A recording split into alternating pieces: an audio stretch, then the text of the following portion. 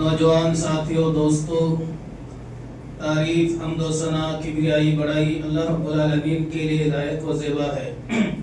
درود و سلام ہو اس ہستی مقدس پر جن کا نام نامی اسم گرامی جناب محمد رسول اللہ صلی اللہ علیہ وسلم ہے۔ معزز حاضرین، قربانی کا موسم سایہ فگن ہے۔ اللہ رب العالمین کی ایک بہت بڑی عبادت ہے جو چند ہی ایام کے بعد انشاءاللہ یوم النحر کے دن 10 ذی الحجہ کو ہم انجام دینے والے ہیں، جو کہ قربانی کا موسم، جانوروں کی خرید و فروخت کا وقت آ گیا ہے، ماحول چل رہا ہے۔ اسی مناسبت سے آج کے جمعے میں چند باتیں قرآن و حدیث کی روشنی میں بیان کرنے کی کوشش کروں گا۔ اللہ کی ذات سے امید ہے کہ اللہ رب العالمین ہمیں اس مالی عبادت کو قرآن و حدیث کی روشنی میں، فہم سلف کی روشنی میں سمجھنے کی توفیق عطا فرمائے، عمل کرنے کی توفیق عطا فرمائے۔ قربانی یہ کوئی نئی عبادت نہیں ہے، پہلے بھی آپ کئی بار ممبروں سے، جلسے جلوس سے، علماء اکرام کی زبانی آپ نے یہ بات سنی ہوگی کہ قربانی کی تاریخ کوئی جدید اور نئی تاریخ نہیں ہے، بلکہ یہ بہت ہی قدیم اور پرانی تاریخ ہے۔ یہاں تک کہ حضرت آدم علیہ السلام کے جو 2 بیٹے تھے، حابیل اور قابیل، دونوں کو اللہ رب العالمین نے قربانی کرنے کا حکم عطا فرمایا۔ وَاتْلُ عَلَيْهِمْ نَبَأَ بَنِي آدَمَ بِالْحَقِّ إِذْ قَرَّبَا قُرْبَانًا فَتُقُبِّلَ مِنْ أَحَدِهِمَا وَلَمْ يُتَقَبَّلْ مِنَ الْآخَرِ۔ بہرحال اس کی تفصیل کا یہ موقع نہیں ہے۔ اس کے بعد ہم جو قربانی کرتے ہیں یہ سیدنا حضرت ابراہیم علیہ السلام کی محبت میں ان کی سنت کو اللہ کے رسول صلی اللہ علیہ وسلم نے زندہ رکھا ہے، اور قیامت کی صبح تک یہ عظیم ترین عبادت، تاریخی عبادت، عظیم ترین سنت قیامت کی صبح تک مسلمانان دنیا اس عبادت کو انشاءاللہ انجام دیتے رہیں گے۔ بہرحال قربانی کی تاریخ سے قطعی نظر آپ نے یہ باتیں بہت سنی ہوگی۔ آج کے جمعے میں چند قربانی کے مسئلے مسائل سے متعلق انشاءاللہ چند باتیں پیش کروں گا۔ اللہ سے دعا ہے کہ اللہ تعالی ہمیں انہیں سمجھنے کی توفیق عطا فرمائے۔ سب سے پہلے قربانی ہم کن جانوروں کی کریں گے؟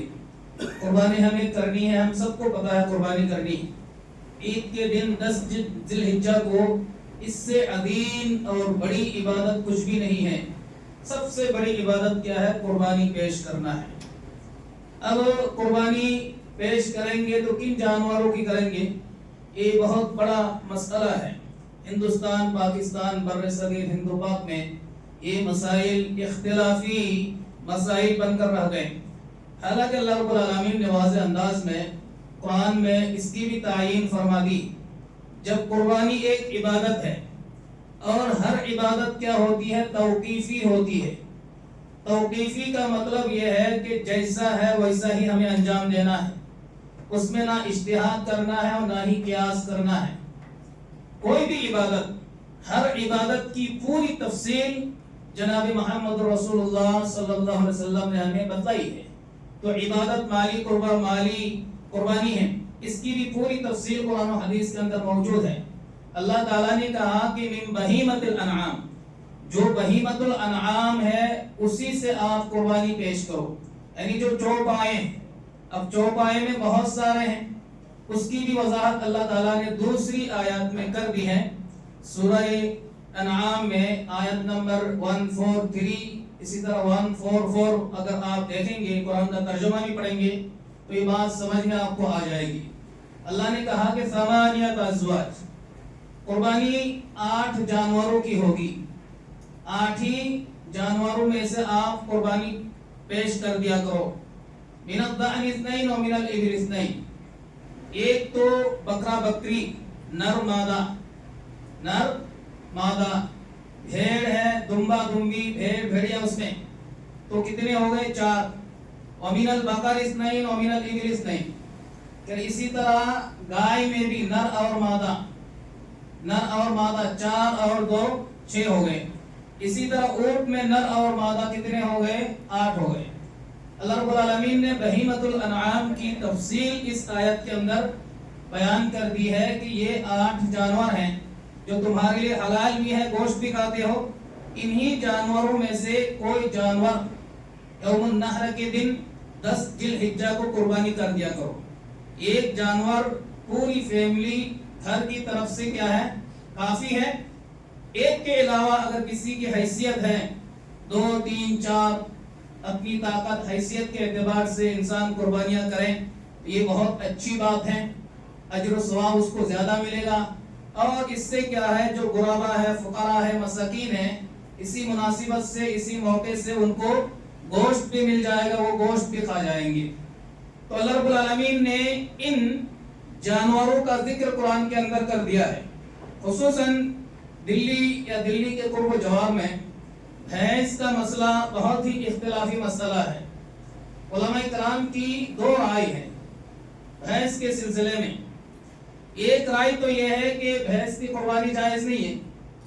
उनकी दलील क्या है कि कुरान में अल्लाह ताला ने खास कर दिया, कुरान में जो 8 जानवरों का जिक्र है उसमें भैंस का जिक्र नहीं है, क्योंकि ये इबादत है और इबादत में कोई इज्तिहाद कोई कियास नहीं चलता है। अल्लाह ने पूरी तफसील बतला दी है, कुर्बानी कब करना है, किस दिन करना है, किसकी सुन्नत हम जिंदा कर रहे हैं, कितने दिनों तक कर सकते हैं और किन जानवरों की करेंगे। यहाँ तक के कुर्बानी ज़बह करने का क्या तरीका वो भी बता दिया गया है, लिटाने का क्या तरीका वो भी बता दिया, यानी कोई भी चीज मख्फी नहीं।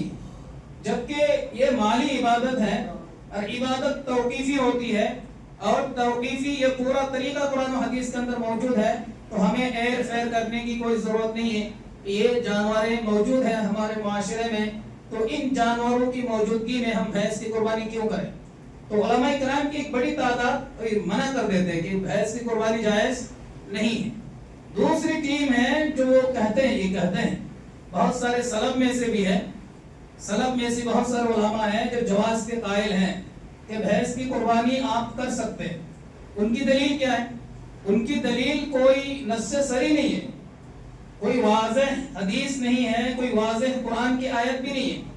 वो ये कहते हैं ये भैंस जो है अरब में था ही नहीं उस वक्त जब कुर्बानी का हुक्म मशरू हुआ, कुर्बानी करने का हुक्म दिया गया, उस वक्त भैंस वहां था ही नहीं। अरब के लोग भैंस जानते नहीं, भैंस क्या होती है, भैंस कौन सी चीज है, वो नहीं जानते थे, इसलिए कुरान में उसका जिक्र नहीं है। ये भैंस जो है उमर बिन अब्दुल अजीज के दौर में, उमर बिन अब्दुल अजीज के दौर में अरब में भैंस आया। अब आते ही उसको लेकर इख्तिलाफ हुआ, क्योंकि वो जानवर वहां था नहीं। अब मसला पैदा होगा कि ये कौन सा जानवर है, इसका गोश्त खाना हलाल है या हराम है, इसका गोश्त खा सकते हैं या नहीं खा सकते हैं। अब ये मसला पेश आया तो उलमा किराम ने इत्तिफाक किया इसको गाय पर प्यास करते हुए, इसका गोश्त खा सकते हैं, इसका दूध भी हलाल है, गाय पर क्यास किया। कैसे क्यास किया? गाय जो है घर में पलती है, भैंस भी घर में पलती, गाय दूध देती है, भैंस भी दूध देती है, गाय के जो 4 चौपाए हैं इसके भी चौपाए हैं, यानी बहुत सारी सिफात जो गाय के अंदर है वो सिफात भैंस के अंदर भी है। एक सिफत नहीं है, गाय जो है बर में खुश्की में रहती है और भैंस जो है पानी में रहती है, पानी बहुत पसंद है। आप गांव देहात में देखे होंगे भैंस के लिए पानी बहुत जरूरी, अगर पानी नहीं है तो उसको सुकून नहीं मिलता है। खुसूसन जो गर्मी का मौसम होता है उसके लिए पानी का होना बहुत जरूरी। اسی لیے بھینس پالنے والے تالاب، نالی یا ندی وغیرہ کی طرف بھینس کو بھگا دیتے ہیں، وہاں جا کے وہ ڈبکی مارتے ہیں، ان کو سکون ملتی ہے۔ تو یہ صفت کیا ہے؟ ان دونوں میں اشتراک نہیں ہے، فرق ہے۔ اور بے شمار صفات جو ہے جو گائے کے اندر ہے، وہی صفات کس کے اندر ہے؟ بھینس کے اندر ہے۔ تو ان صفات مشترکہ پر نظر رکھتے ہوئے علماء کرام نے عمر بن عبدالعزیز کے دور میں اتفاق کر لیا کہ گائے پر قیاس کرتے ہوئے بھینس کا دودھ پینا بھی جائز ہے اور گوشت کھانا بھی کیا ہے؟ حلال۔ اب اس کے بعد مسئلہ آیا اس کی زکوٰۃ دیں گے یا نہیں دیں گے؟ زکوٰۃ کا مسئلہ آیا۔ اب بھینس پر زکوٰۃ واجب ہے نہیں واجب ہے؟ اونٹ پر ہے، گائے پر ہے، بکرا بکری پر ہے۔ اب یہ جانور ہم کھاتے ہیں، یہ بھی چوپائے، اس پہ زکوٰۃ دیں گے یا نہیں دیں گے؟ یہ مسئلہ پیش آیا۔ پھر علماء کرام نے اسی پر اتفاق کیا، چونکہ اس کے اندر بھینس والی صفات بہت گائے والی صفات بہت پائی جاتی ہیں، چونکہ گائے پر زکوٰۃ ہے، گائے پر کیا ہے؟ زکوٰۃ ہے، تو اس پر بھی زکوٰۃ واجب ہے، اس سے بھی زکوٰۃ لی جائے گی۔ تو یہ دو چار مسائل علماء کرام کا اتفاق گائے پر قیاس کرتے ہوئے انہوں نے کیا۔ اس کے بعد بہت کافی عرصہ گزر گیا، قربانی کا کوئی چرچا ہی نہیں آیا، اس کی قربانی کر سکتے نہیں کر سکتے، اس طرف کسی نے دھیان ہی نہیں دیا، چونکہ گائے، اونٹ، بکرا بکری، دمبا، بھیڑ وغیرہ وہ سب پائے جاتے تھے، انہی جانوروں کی قربانی کرتے تھے، اس پر کسی کی نظر نہیں پڑی اس کی قربانی کر سکتے نہیں کر سکتے۔ لمبا عرصہ، کافی عرصہ گزر گیا، اس کے بعد یہ مسئلہ بھی پیش آیا۔ اب خصوصاً جن علاقوں میں بھینس زیادہ پائی جاتی، گائے کم ہے، بھیڑ بکرے وغیرہ کم ہے، بھینس زیادہ پالتے ہیں، ان علاقوں میں یہ مسئلہ پیش آیا کہ اب اس بھینس کی جب ہم یہ زکوٰۃ دیتے ہیں بھینس کی، گائے پر قیاس کرتے ہوئے، بھینس کا گوشت کھاتے ہیں، دودھ پیتے ہیں، گائے پر قیاس کرتے ہوئے، پھر ہم اس کی قربانی کیوں نہ کریں؟ اختلاف ہوا۔ پھر بعض علماء کرام نے اسی گائے پر قیاس کرتے ہوئے کہ جب دودھ پینا جائز ہے، گوشت کھانا جائز ہے، اور زکوٰۃ بھی ہم گائے پر قیاس کرتے ہوئے دیتے ہیں، تو اس کی قربانی بھی کیا ہے؟ جائز ہے۔ تو اس طرح جو ہے یہ ان کے پاس دلائل ہیں بھینس کی قربانی کی، گائے پر وہ قیاس کرتے ہوئے اس کو جائز قرار دیتے ہیں کہ اس کی قربانی کیا ہے؟ جائز ہے۔ بہرحال میرا جو ناقص علم ہے، تو جن علاقوں میں گائے ہیں، بکرا بکری، بھیڑ دمبے وغیرہ ہیں، ان علاقوں میں بھینس کی قربانی سے بچنا ہی بہتر ہے، بچیں اس کی قربانی سے، کیونکہ اس کا ذکر جو ہے قرآن کے اندر، حدیث کے اندر موجود نہیں ہے، اور ایسی بھی کوئی بات نہیں ہے کہ ہمارے پاس مارکیٹوں میں بکرا بکری نہیں مل پا رہا ہے، اس پر پابندی ہے، حکومت کی طرف سے پابندی ہے۔ اگر اس طرح کی پابندی اگر عائد ہو جائے کہ بکرا بکری آپ قربانی نہیں کر سکتے، اونٹ قربانی نہیں کر سکتے، گائے پر تو پابندی ہے، لیکن بعض علاقوں میں نہیں، پورے ہندوستان میں گائے پر پابندی نہیں ہے، بعض صوبوں میں، بعض علاقوں میں پابندی ہے، تو جہاں پر پابندی ہے تو ٹھیک ہے، وہاں آپ نہ کریں، گائے کی قربانی نہ کریں۔ تو جہاں پر پابندیاں نہیں ہیں، وہاں کے مسلمان آج بھی کرتے ہیں، ایسی کوئی بات نہیں، ہندوستان میں بھی کرتے ہیں۔ تو بچنے کے لیے جو چیز مشکوک ہے یا جو اختلافی چیز ہے، تو طریقہ اور منہج یہی ہونا چاہیے کہ اختلاف سے بچنے کے لیے آپ کے پاس کوئی ایسی چیز موجود ہے، اس پر آپ عمل کر سکتے ہیں۔ بقیہ یہ جانور ہیں ہمارے پاس، ان میں سے کوئی بھی جانور آپ قربانی پیش کر سکتے ہیں، تو خواہ ایک اختلافی مسئلہ، اجتہادی مسئلہ، قیاس کیا گیا ایک مسئلہ، اس پر عمل کرنے کی کیا ضرورت ہے؟ تو اس سے بچنا ہی بہتر ہے۔ حلال و حرام کا فتویٰ دینا بہت مشکل ہے۔ بہرحال آپ بھینس کی قربانی سے بچیں، یہی طریقہ افضل ہے اور یہی مسنون طریقہ ہے۔ ایک مسئلہ یہ ہو گیا، اور ایک مسئلہ یہ بھی پیش آتا ہے کہ بہت سارے احباب جو ہے میت کی طرف سے قربانی پیش کرتے ہیں، میت کی جانب سے قربانی دیتے ہیں۔ دیکھیں، عبادت اصل زندوں کے لیے ہے، مرنے کے بعد عبادتیں ختم ہو جاتی ہیں۔ اللہ کے رسول صلی اللہ علیہ وسلم کی حدیث ہے، اذا مات الانسان انقطع عمله الا بثلاث، جب انسان مر جاتا ہے تو اس کے سارے اعمال منقطع ہو جاتے ہیں، سوائے 3 اعمال کے، صدقۃ جاریہ، اس نے کوئی صدقہ جاریہ کر دیا تھا اپنی زندگی میں، مسجد بنا دی تھی، مسجد میں زمین خرید دی تھی، مدرسہ بنایا تھا، یا کوئی رفاہی کام، دینی کا کام، دین کا کام اس نے کر دیا تھا، وہ قیامت کی صبح تک وہ کام ہو رہا ہے، لوگ اس سے فائدہ اٹھا رہے ہیں، تو یہ کیا ہے؟ صدقہ جاریہ ہے۔ اسی طرح اور بھی بہت سارے کام ہیں۔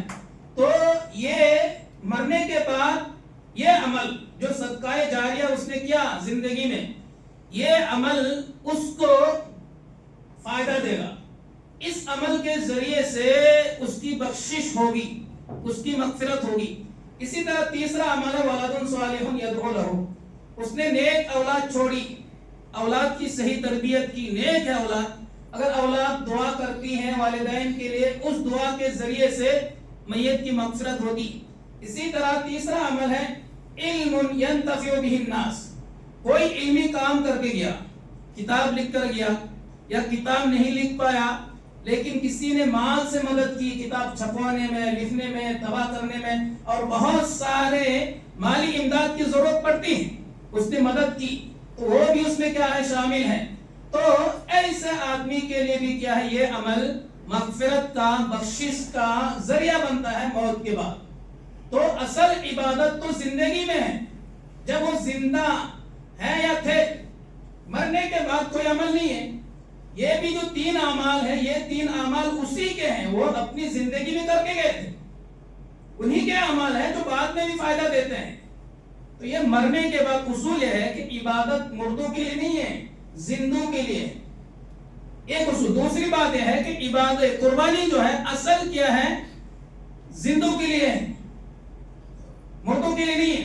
اس میں کئی شکلیں بنتی ہیں، دیکھیے، ایک تو اس طرح کی قربانی کرتے ہیں کہ ایک آدمی ہے کہ وہ جو ہے اپنی طرف سے کوئی قربانی نہیں کرتا ہے، کسی میت کی طرف سے قربانی پیش کر دیتا ہے، والد کی طرف سے، والدہ کی طرف سے، یا کوئی رشتہ دار ہے، ساس سسر ہے، اپنی طرف سے قربانی نہیں بلکہ کسی میت کی طرف سے مخصوص انداز میں اس نے قربانی پیش کرتا ہے، تو یہ قربانی رد ہے، باطل ہے، یہ قربانی نہیں ہوگی، صرف میت کی طرف سے اس طرح کی کوئی قربانی نہیں ہوگی۔ ایک شکل تو ہے۔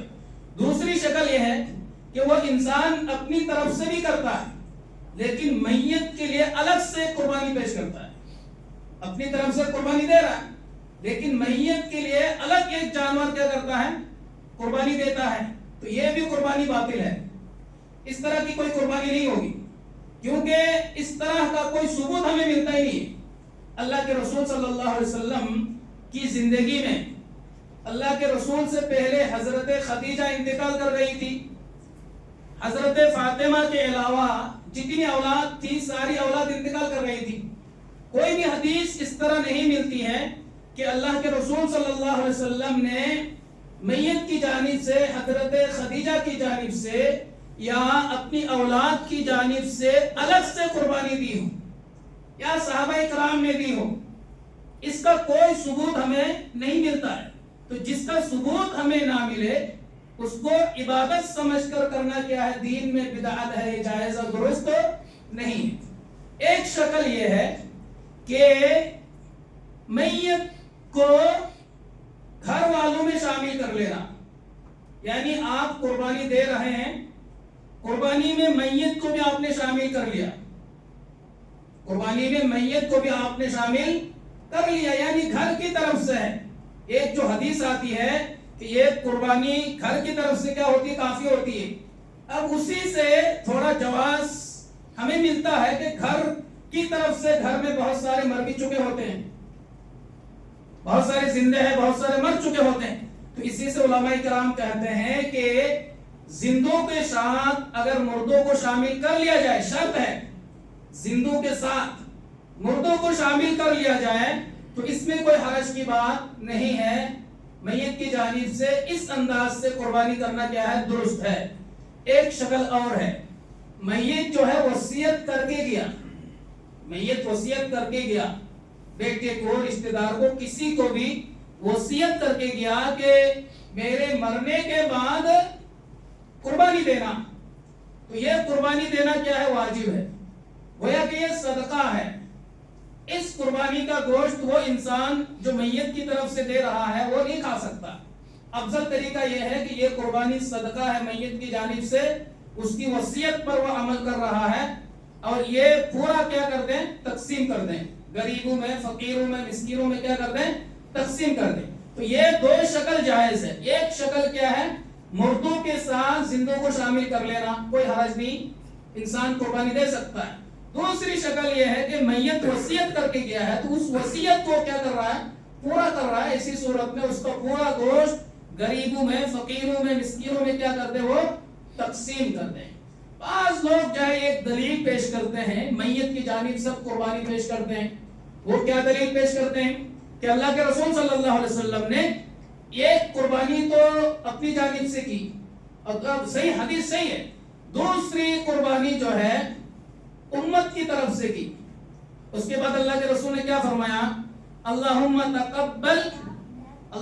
تقبل من محمد و آل محمد ومن امتی و امت محمد، کہ اللہ رب العالمین اس کو محمد کی جانب سے، آل محمد کی جانب سے اور امت محمد کی جانب سے اس کو قبول فرمائے۔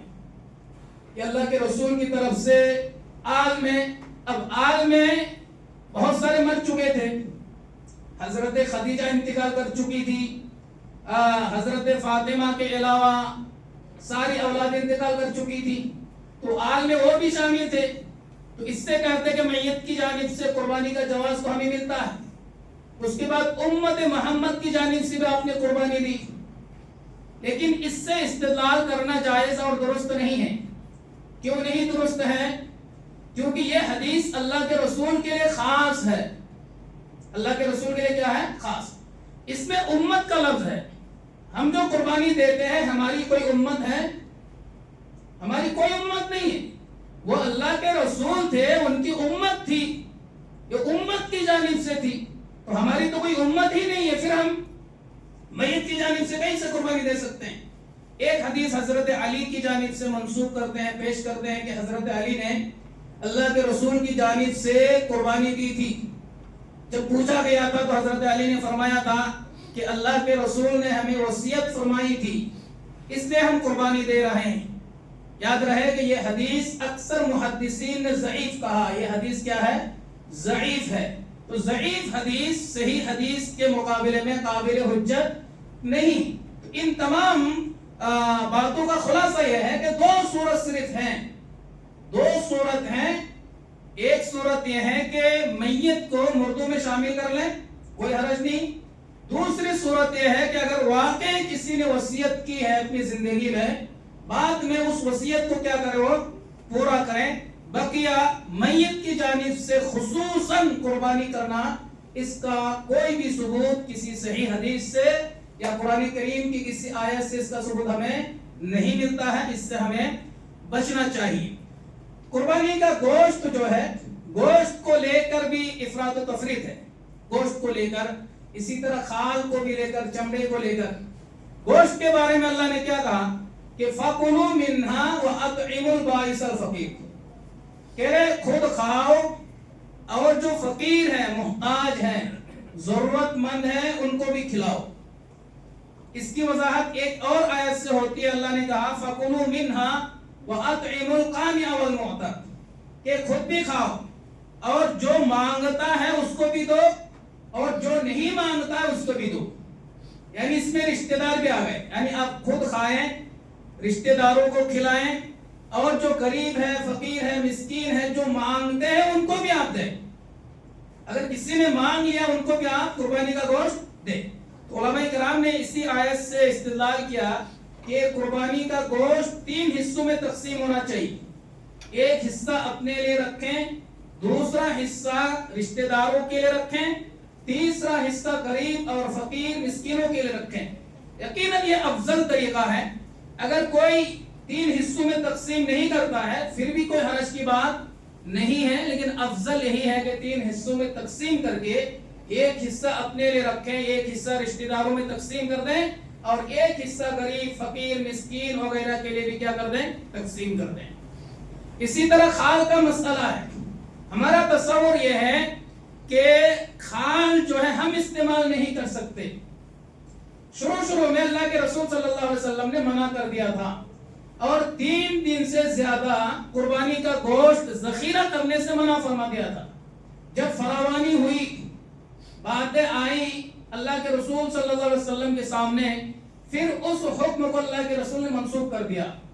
اس کے بعد اللہ کے رسول نے کہا فَكُلُوا وَادَّخِرُوا وَتَصَدَّقُوا، یعنی کلو وَادَّخِرُوا وَتَصَدَّقُوا، یعنی کھاؤ، جمع کرو اور صدقہ کرو. تو اس میں جو ہے چمڑا بھی داخل ہے. اگر کوئی انسان قربانی کا چمڑا، خال اپنے لیے استعمال کر لیتا، کوئی حرج کی بات نہیں ہے.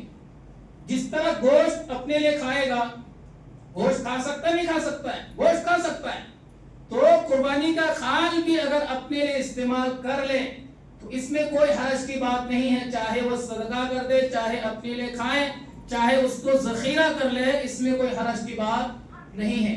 اسی طرح قربانی کا جو گوشت ہے، اس گوشت کو آپ بیچ نہیں سکتے، بیچنا حرام ہے.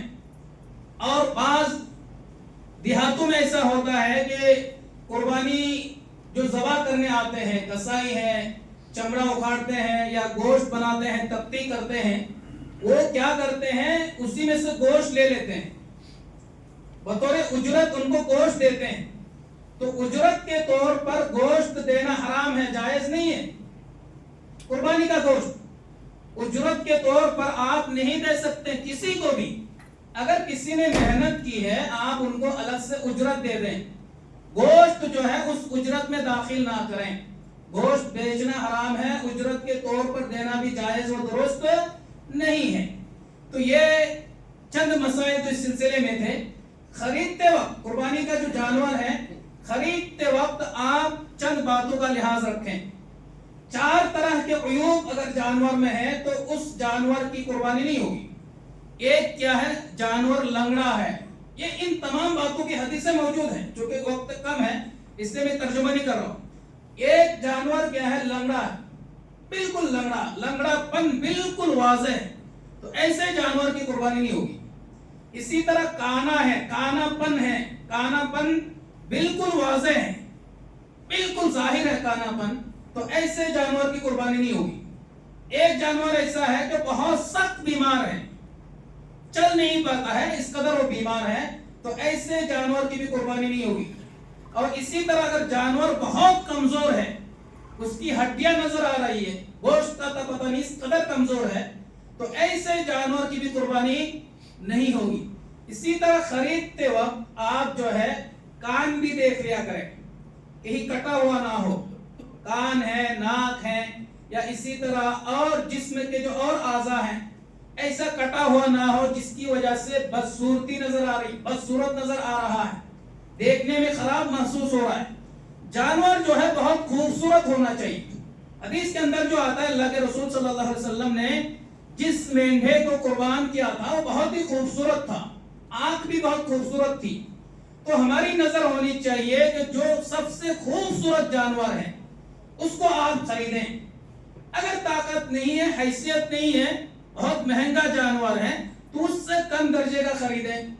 لیکن یہ سارے عیوب اس جانور کے اندر نہ ہو، ان عیوب سے کیا ہو، پاک و صاف ہو، تو ایسے جانور آپ خریدیں. اسی طرح جانور کو پہلے خریدنا بھی افضل ہے. حدیثوں میں آتا ہے کہ صحابہ کرام پہلے ہی جانور کو خرید لیتے تھے، اس کو کھلاتے تھے، پلاتے تھے، موٹا اور ہربا کرتے تھے، اس کے بعد جانور قربان کرتے تھے. بہرحال شہروں میں تو دقتیں ہیں، رکھنے کے لیے جگہ نہیں ہوتی ہے، پالنے کے لیے جگہ نہیں ہوتی ہے، بہت ساری دقتیں ہیں.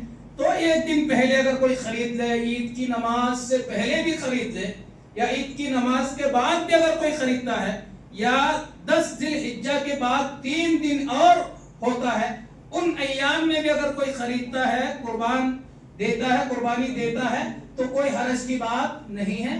افضل ہے کہ پہلے خرید لیں، اس کو تھوڑا کھلا پلا کے کیا کریں، موٹا کریں، تو یہ افضل طریقہ ہے. اسی طرح ایک بہت بڑا فتنہ ہے، بہت بڑا فتنہ ہے، جب ہم قربانی کرتے ہیں، قربانی کرنے کے بعد اس کا ویڈیو بناتے ہیں، اور خصوصاً یہ نوجوان یہ کام بہت زیادہ کرتے ہیں. ویڈیو بنا کر کے اس کو جو ہے مختلف ذرائع سے اس کو نشر کرتے ہیں. یوٹیوب میں دے دیتے ہیں, فیس بک میں دیتے ہیں, واٹس ایپ میں دیتے ہیں, انسٹاگرام میں دیتے ہیں, پتہ نہیں کہاں کہاں چھوڑتے ہیں اس کو ویڈیو بنا کر کے. یہ حرکت کسی بھی صورت میں جائز نہیں ہے, یہ شرعاً بھی درست نہیں ہے, اور جس ملک میں آپ رہتے ہیں اس ملک کا ماحول بھی اجازت نہیں دیتا ہے. یہاں کی جو آب و ہوا ہے وہ آب و ہوا بھی آپ کو اجازت نہیں دیتی. مقصد کیا ہے؟ آپ نے قربانی دی ہے اللہ کو راضی کرنے کے لیے. اللہ رب العالمین نے کیا کہا؟ لَن يَنَالَ اللَّهَ لُحُومُهَا وَلَا دِمَاؤُهَا وَلَكِنْ يَنَالُهُ التَّقْوَىٰ مِنكُمْ. تم جو قربانیاں پیش کرتے ہو اس کا گوشت اللہ رب العالمین تک نہیں پہنچتا, اس کا خون بھی نہیں پہنچتا, لیکن تمہارے دل میں کیا ہے؟ تقویٰ اور پرہیزگاری, اللہ کا خوف, اللہ کی رضامندی تم تک, اللہ تک پہنچتی. تو یہ ایک بات تو یہ ہے کہ یہ ریاکاری ہے, نمود ہے, شہرت ہے. آپ دکھاتے کیوں ہو بھائی؟ آپ نے اللہ کو راضی کرنے کے لیے قربانی کرنے کا ارادہ کیا. بہت سارے لوگ جو ہیں پہلے ہی کیا کرتے ہیں؟ ویڈیو بناتے ہیں, اس کو خوبصورت انداز میں مزین کرتے ہیں, گلیوں میں چکر لگاتے ہیں, پتہ نہیں کیا کیا کرتے ہیں جانوروں کے ساتھ. یہ کون سا طریقہ؟ ٹھیک ہے آپ احترام کر رہے ہیں, عزت کر رہے ہیں, اس کو ویڈیو بنا کر کے پوری دنیا میں نشر کرنے کا مقصد کیا ہے؟ آپ کیا پیغام دینا چاہتے ہیں؟ یہ ریاکاری نہیں, شہرت نہیں, اور کیا ہے؟ تو ہر عمل سے ریاکاری سے ہمیں بچنا چاہیے. ایک ہے. دوسرا ہے کہ اس طرح کے ویڈیوز سے بہت سارے فتنے بھی کھڑے ہوئے. یہاں بہت سارے غیر مسلم, بہت سارے نہیں, کثیر تعداد تو نہیں کیے, ہم اقلیت میں ہیں, وہ میجورٹی میں, ان کے جذبات کو ہم مجروح کرتے ہیں. یہ گوشت, یہ چمڑے, اور جن علاقوں میں گائے قربانی دیتے ہیں, اب یہ ہمارے جو ہندو بھائی ہیں, گائے سے بڑی عقیدت اور پتہ نہیں کیا کیا جذبات جڑے ہوئے ہیں. اب ان کے جذبات کو ٹھیس پہنچتی, اب اس سے کیا ہوتا ہے؟ کسی نے نشر تو کر دیا, اب اس کا بدلہ کسی اور مسلم سے لیا جاتا ہے, اس پر ظلم ہوتا ہے. اس کا جو پڑوسی ہوتا ہے اس پڑوسی پر دل کا بھڑاس نکالتے ہیں, بڑے بڑے فتنے رونما ہوتے ہیں. تو مسلمانوں کو باشعور بننا چاہیے, حکمت و دانائی ہونی چاہیے. یہ کسی بھی صورت میں ویڈیو بنا کر کے یہ مختلف ذرائع سے نشر کرنا, فیس بک, واٹس ایپ یا یوٹیوب وغیرہ میں چھوڑنا, یہ شرعاً بھی درست نہیں ہے, اور ہمارے ملک کی ماحول, آب و ہوا, آب و فضا کی بھی اجازت اس میں نہیں ہے. اس سے بڑے بڑے فتنے رونما ہو سکتے ہیں. تو ایسے تمام حرکتوں سے, ایسے تمام کاموں سے ہمیں باز رہنا چاہیے. اللہ رب العالمین سے دعا ہے کہ اللہ تعالی ہمیں صحیح نیت سے, صحیح جذبات کے ساتھ قربانی پیش کرنے کی توفیق عطا فرمائے. اللہ رب العالمین